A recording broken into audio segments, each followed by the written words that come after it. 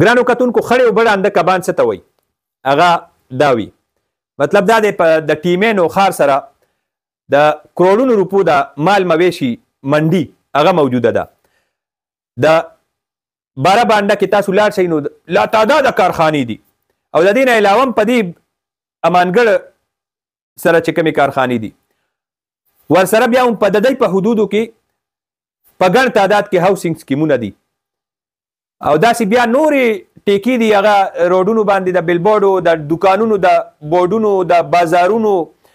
چې هر طرف ته دی نو د دې کاغذونو کې خو ټیکې دي خو آمدن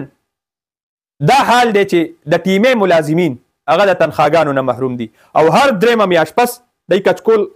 خیبر پښتونخوا حکومت ته نیولی چې هله مله تنخواګانو له پیسې راکړه. دا ټیمې که د 10 او 12 ماشومانو ته نن سبا حواله شي هغه چې کومې پراجیکټ جوړوي او کوم تخلیقي دماغ دی او دا مونږ یونیورسټو کې او کالجونو کې ګورو چې د ګن نه خښتې جوړوي، پلاستیکو نه ټایلونه جوړوي، پلاستیکو نه دروازې جوړوي، پلاستیکو نه د کچرې نه انرژي جوړوي، بجلی جوړوي، د اوبو د باران مختلف شیزونه هغه دی جوړوي تیاری او دنیا ته ښیي او مختلفې کپنۍ هغه ماشومان هایر کوي او هغوی ترې نه بیا بزنس هلي او زما نوښار کې همدغه کچره هغه دی تباه کوي هغه په سیم کې غورځوي. نو چې چېرته دماغ نشته او وسایل نه پیدا کوي مختلف قسمه داسې شیزونه شته چې هغې نه دی پیسې ګټلی شي نو دغه ماشومانو ته کوم حواله شي نو هغوی به دلته څه د ګټې لارې وله پیدا کړي. خو د کروڑونو اربونو روپو ټیمې ورسره د کروڑونو اربونو روپو وسایل او دی ناست دي حکومت نو تیارې پیسې هلي او د تیرو 20 کالو نه زما دا ایکسپیرینس دی دا تجربه ده چې څوک هم راځي دلته نو هغه به حکومت نه پیسې هلي او تر ننه پورې یوه خښته دی چې ته د دې کې نه خوه چې یاره دې منصوبې نه به مونږ ته حکومت ته د تحصیل ته آمدن راځي د ټیکس په صورت مطلب دا دی د ټیکس په صورت کې به مونږ